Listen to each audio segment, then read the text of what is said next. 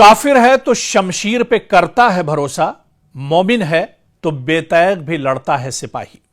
कभी कभी तारीख में ऐसे लम्हे आते हैं जब जंग सिर्फ हथियारों से नहीं बल्कि हौसलों से लड़ी जाती है, जब फैसला सिर्फ मिसाइलों, टैंकों और जंगी जहाजों से नहीं होता बल्कि कौमों के अज़्म, क़यादत पर एतमाद और कुर्बानी के जज्बे से होता है। आज पूरी दुनिया की नजरें मशरिक़ वुस्ता पर जमी हुई हैं। एक तरफ दुनिया की सबसे बड़ी फौजी ताकत अमेरिका और उसका करीबी इत्तेहादी इजराइल है, जबकि दूसरी तरफ ईरान है, एक ऐसा मुल्क जो बरसों से सख्त माशी पाबंदियों, सिफारती दबाव और बैनुल-अक़वामी तन्हाई का सामना करता रहा है। लेकिन इन तमाम मुश्किलात के बावजूद ईरान ने अपने दिफा और मज़ाहिमत की सलाहियत को बरकरार रखा है और यही चीज आज दुनिया भर में बहस का मौजू बनी हुई है। गुज़िश्ता चंद बरसों में ईरान पर बेशुमार पाबंदियां लगी, इसकी मईशत को दबाव में लाने की कोशिश की गई, तेल की बरामदात महदूद हुई, मालियाती निजाम को निशाना बनाया गया और इसे आलमी सतह पर अलग थलग करने की कोशिश की गई। लेकिन इसके बावजूद ईरान ने अपने दिफाई प्रोग्राम, मिसाइल टेक्नोलॉजी और ड्रोन सलाहियतों पर काम जारी रखा। ईरानी क़यादत मुसलसल यह मौक़िफ़ अख्तियार करती रही है कि वो बैरूनी दबाव के सामने झुकने के बजाय मज़ाहिमत का रास्ता अख्तियार करेगी। इसी सोच को ईरान में मज़ाहिमत की हिकमत अमली के नाम से पेश किया जाता है, जिसे हुकूमत और इसके हामी कौमी खुद मुख्तारी के तहफ़्फ़ुज़ से जोड़ते हैं। हालिया कशीदगी में ईरान ने मुतादिद ऐसे दावे किए हैं जिनमें अमरीकी ड्रोन्स को मार गिराने, इजरायली अहदाफ को निशाना बनाने और अपने फजाई दिफा की कामयाबियों का जिक्र किया गया है। दूसरी जानिब अमरीका और इजराइल ने भी ईरान के खिलाफ मुख्तलिफ फौजी कार्रवाइयां और हमलों की इत्तलात जारी की।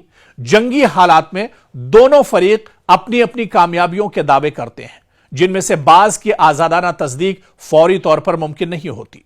ईरान के अंदर सरकारी बयानिया यह है कि अवाम अपनी क़यादत के साथ खड़े हैं और मुल्क के दिफा के लिए हर कुर्बानी देने को तैयार हैं। इसी जज्बे को ईरानी मीडिया और सरकारी बयानात में नुमाया तौर पर पेश किया जाता है। दूसरी तरफ नाक़िदीन यह भी कहते हैं कि ईरान के अंदर राय आम्मा मुतनव्वो है, यानी अलग अलग है और तमाम शहरी यकसा सियासी मौक़िफ़ नहीं रखते। इसलिए पूरे मुआशरे के बारे में कतई दावा करना दुरुस्त नहीं होगा। इस जंग का एक अहम पहलू यह भी है कि यह सिर्फ दो ममालिक के दरमियान अस्करी मुकाबला नहीं, जंगी मुकाबला नहीं, बल्कि खित्ते में असर और रसूख, सलामती, ताकत के तवाजुन और मुस्तकबिल के सियासत का भी मामला है। अगर कशीदगी मजीद बढ़ी तो इसके असरात सिर्फ ईरान या इजराइल तक महदूद नहीं रहेंगे, बल्कि पूरा मशरिक़ वुस्ता आलमी तवानाई के मंडियां और बैनुल-अक़वामी मईशत पर भी मुतासिर हो सकती है, जैसा कि पिछली बार देखने को मिला था।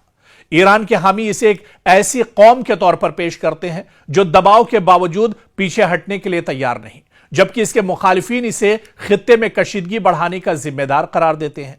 और यही वजह है कि इस तनाज़े को मुख्तलिफ ममालिक और मुबस्सिरीन मुख्तलिफ ज़ावियों से देखते हैं।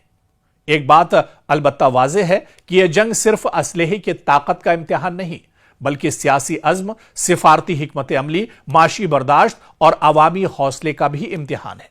तारीख हमेशा यह याद रखती है कि जंगों में सिर्फ ताकत नहीं बल्कि फैसले, हिकमत, सब्र और इस्तिकामत भी अपना किरदार अदा करते हैं।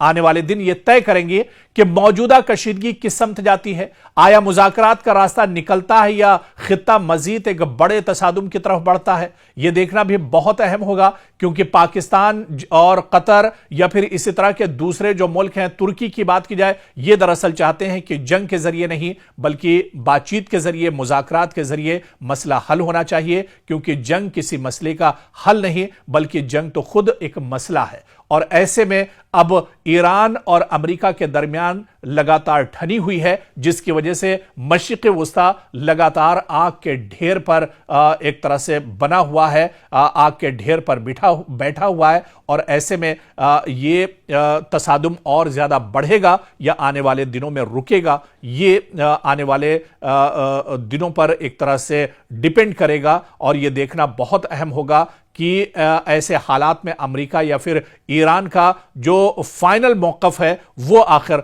क्या कुछ होता है।